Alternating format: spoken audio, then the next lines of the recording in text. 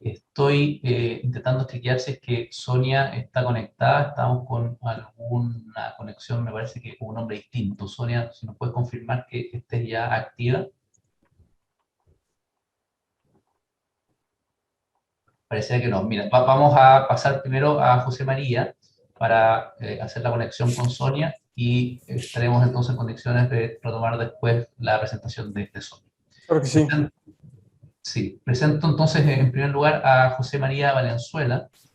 José María, él es mexicano, está haciendo una investigación postdoctoral en el Instituto de Ciencias, Innovación y Sociedad en la Universidad de Oxford.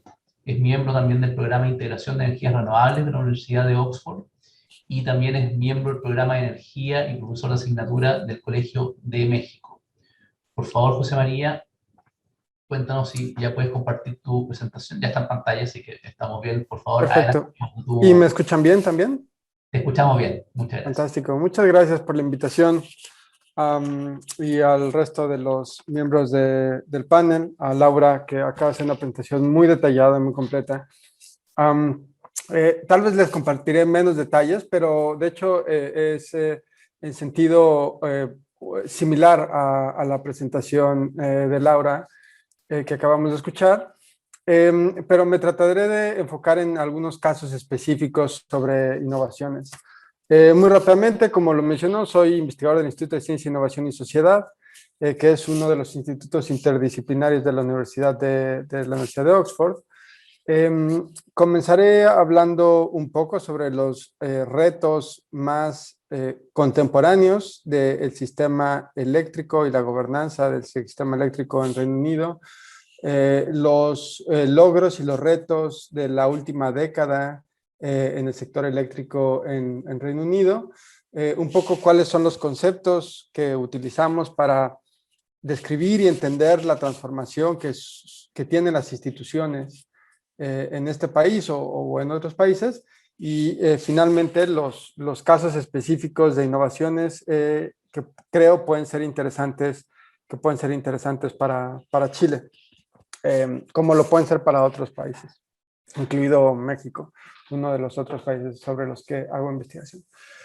Lo primero que vale la pena destacar es que Reino Unido está en un punto de discusión importante sobre el futuro del operador del sistema. Es decir, históricamente el operador del sistema había sido parte de la compañía de la transmisión eléctrica, de la principal compañía de transmisión eléctrica, National Grid, no la única, pero la principal. Y hace 3 años se tomaron medidas para darle cierta autonomía dentro del cascarón corporativo de National Grid. Y en las últimas revisiones técnicas del regulador Ofgem sobre este tema, se ha hecho ya la propuesta de que el operador del sistema, el Electricity System Operator o ESO, adquiera una autonomía completa y se vuelva muy posiblemente una agencia cuasi pública.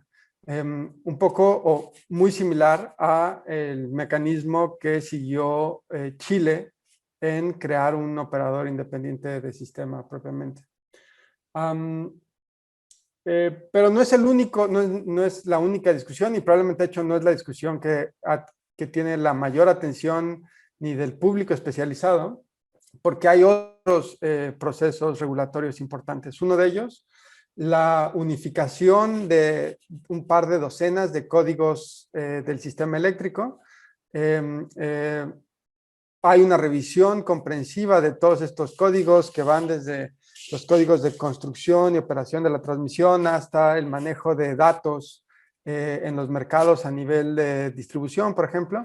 Una idea es crear un código integrado, un único código que tenga diferentes componentes, o mantener una serie de más de una docena de códigos de manera independiente, pero que se revisen todos de manera sistemática en una nueva ola de revisiones. Y por último, otro buen ejemplo de las discusiones internas sobre el futuro de la red eléctrica y del sistema eléctrico es las decisiones del regulador para, para reducir la tasa de retorno esperada para los operadores de la red de transmisión. Estas decisiones fueron atacadas o, digamos, cuestionadas por los regulados, pero otras instancias, por ejemplo, los reguladores de competencia, finalmente le han dado la razón al regulador eléctrico para reducir las tasas de retorno esperados para los operadores de la red eléctrica, principalmente los actores que han sido más críticos de la decisión del operador, no es la red de transmisión, sino los operadores de las redes de distribución. Entonces, bueno, estos son una serie de ejemplos de las discusiones que hay en este momento y probablemente vamos a regresar mucho más a la discusión sobre el papel del operador eléctrico y su transición hacia la independencia. Pero bueno, vale la pena recordar que Reino Unido ha sido particularmente exitoso, aún en contraste con otros países de la OCDE, en la expansión de la energía solar y eólica en la generación en el sistema. Después de un pequeño periodo, de un pequeño lapso, donde ambas tecnologías dejaron de crecer, que se ve muy claramente en la gráfica entre 2015 y 2016, por la transición entre dos modelos de apoyo a las energías renovables, originalmente de tarifas garantizadas, y ahora con este sistema conocido como Contract for Difference o contratos por diferencia. En su primera etapa, la primera política fue exitosa, y en esta segunda etapa de mucha mayor expansión de energía eólica costa afuera, también ha sido exitosa cuando lo comparamos con los promedios internacionales y ciertamente con otros países similares. Uno de los grandes éxitos ha sido el mecanismo de contratos por diferencia, donde el regulador, perdón, la autoridad y con el acuerdo del regulador aprueban subastas para asignar contratos con un precio garantizado, donde digamos, la diferencia entre otros mecanismos de subastas, como por ejemplo en lugares como México, donde el Estado de alguna manera garantiza el precio final que se le paga a los generadores. En este caso hay un complemento entre las operaciones en el mercado en tiempo real y una compensación que también se gestiona a través del mercado. Vamos a discutirlo un poco más adelante. El segundo punto interesante es que han tenido un muy buen papel en la coordinación de la inversión en energía eólica costa afuera, a través principalmente de estos mecanismos de subastas, de contratos por diferencias, pero que no ha sido suficiente. Es decir, el nivel de coordinación sigue siendo inapropiado para la cantidad de proyectos que quieren desarrollarse costa afuera.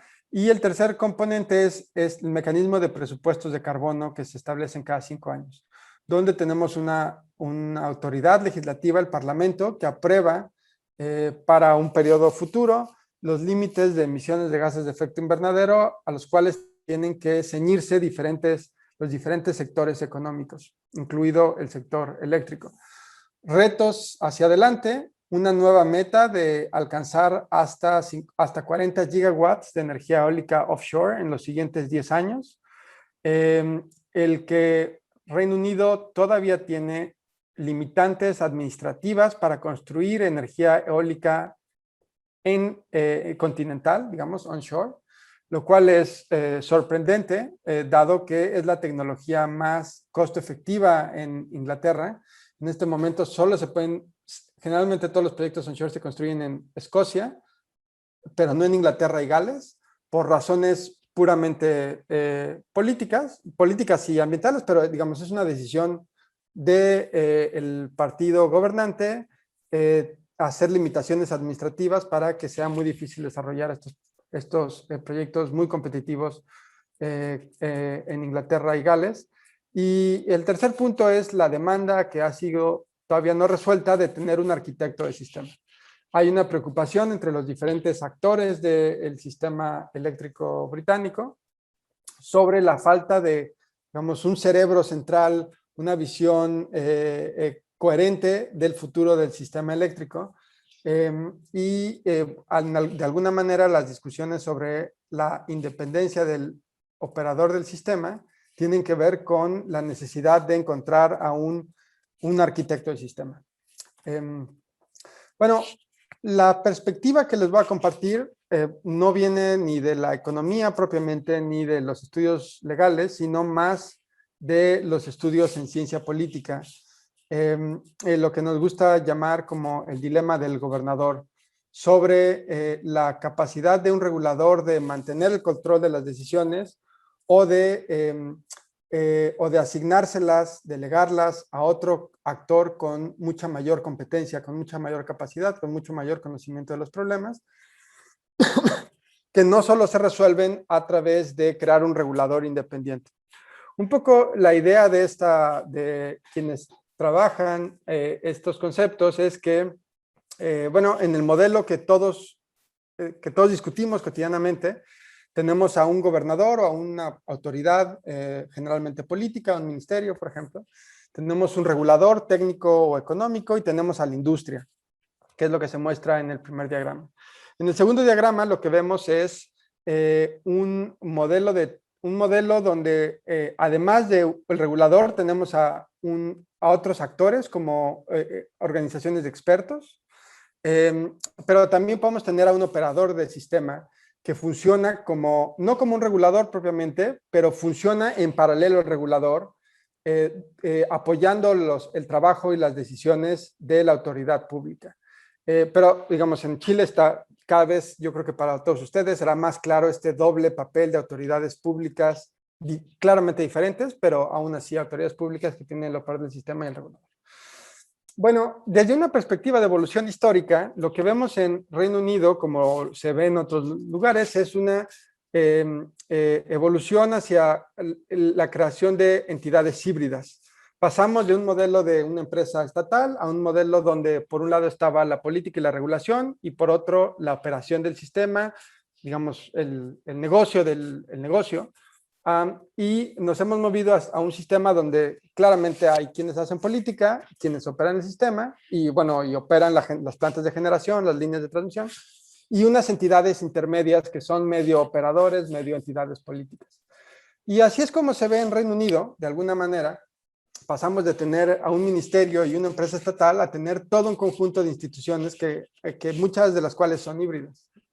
Por ejemplo, el ámbito político, que es la línea superior, ahora existe un comité de cambio climático que es el que establece las obligaciones de cambio climático en los sectores. También hay algo que se llama el Low Carbon Contract Company, esta compañía que administra los contratos de diferencia. Hay muy temprano, digamos hace de hecho 20 años, se creó algo que se llama el Exxon, que es un operador de la información que se separó del operador de la transmisión, de National Grid, para ofrecer garantías a todos los participantes de que la información no estaba siendo utilizada de manera inapropiada. Y finalmente está el movimiento hacia la independencia del operador del sistema. Entonces vemos como esta diversificación de instituciones públicas y privadas que empiezan a tener funciones híbridas entre autoridad y operadores. Un operador del sistema es claramente, como su nombre lo dice, un operador, pero a la vez es autoridad. Una entidad como el Exxon es un operador también privado de un sistema de información, pero es a la vez un supervisor de un reglamento regulatorio sobre cómo se maneja la información. Es decir, es interesante ver cómo los sistemas eléctricos cada vez tienen que depender de más instituciones especializadas con funciones muy particulares y a veces son entidades privadas que tienen una función pública y a veces son plenamente entidades públicas que por diferentes razones no pudieron ser privadas, como por ejemplo el Low Carbon Contract Company, es decir, es una compañía estatal, propiedad del Estado. Perdón. Bueno, dicho esto, y hablando de esta pluralidad de instituciones, lo que me gustaría es aprovechar estos minutos para hablar sobre las innovaciones propiamente. Una innovación tiene que ver con el desarrollo de nuevos productos de mercado. Tradicionalmente nosotros pensamos que un producto en el mercado tiene que ser primero regulado, ¿no? El regulador tiene que crear un producto, por ejemplo, pagos por capacidad, es decir, tiene que ser una autoridad quien crea este elemento en el mercado. Lo que este proyecto está generando es la posibilidad de que el operador del sistema interactúe directamente con privados para probar y experimentar con nuevos proyectos. Por ejemplo, para control de estabilidad en el sistema, de voltaje, de frecuencia a diferentes niveles de la red, o el manejo de las restricciones en la red con soluciones que pueden ser como demand management o soluciones de almacenamiento. Pero lo interesante aquí es que el regulador le delega la responsabilidad al operador del sistema para encontrar junto con los privados soluciones. Si funcionan, después el regulador las tomará y las volverá a un producto del mercado que sea, digamos, universal.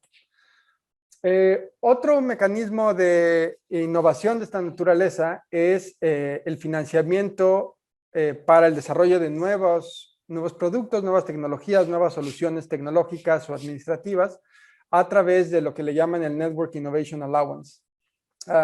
Y aquí la idea es, bueno, los privados no necesariamente innovan por sí mismos, entonces lo que hacemos es, del dinero que todos pagan en el uso de la tarifa de transmisión y distribución, creamos esta bolsa de recursos para financiar innovación y les pedimos a las empresas que compitan por acceder a esa bolsa de recursos. Lo interesante aquí es que quien implementa esta bolsa es el regulador, no el Congreso o el presupuesto nacional o la autoridad fiscal, sino que es el regulador mismo y de recursos que vienen del mismo mercado. Es decir, esto se puede hacer sin que pase por un Congreso y por una decisión presupuestaria. Un siguiente ejemplo es el papel de Low Carbon Contract Company, que hace pronósticos de generación eléctrica, de generación de energías renovables, y que la comparte con todos los participantes del mercado para que los participantes del mercado sepan de manera anticipada, una semana, 2 semanas, un mes antes, cuánto van a tener que contribuir para el pago de estos contratos de diferencia. Lo interesante aquí es que es una empresa estatal con una función muy, muy específica de administrar los contratos de diferencia y de generar estas herramientas de planeación de corto plazo. Un cuarto ejemplo es el nuevo mecanismo de coordinación sobre transmisión de la inversión costa afuera. Antes, originalmente, los proyectos tenían, digamos, ganaban un contrato y negociaban directamente con la compañía de transmisión los sistemas de interconexión. Ahora lo que se les pide es que una serie de autoridades públicas y los participantes del mercado se pongan de acuerdo desde antes sobre cómo se van a hacer las inversiones, ahora sí conjuntas, ya no de manera independiente entre desarrollador y desarrollador, sino de manera conjunta.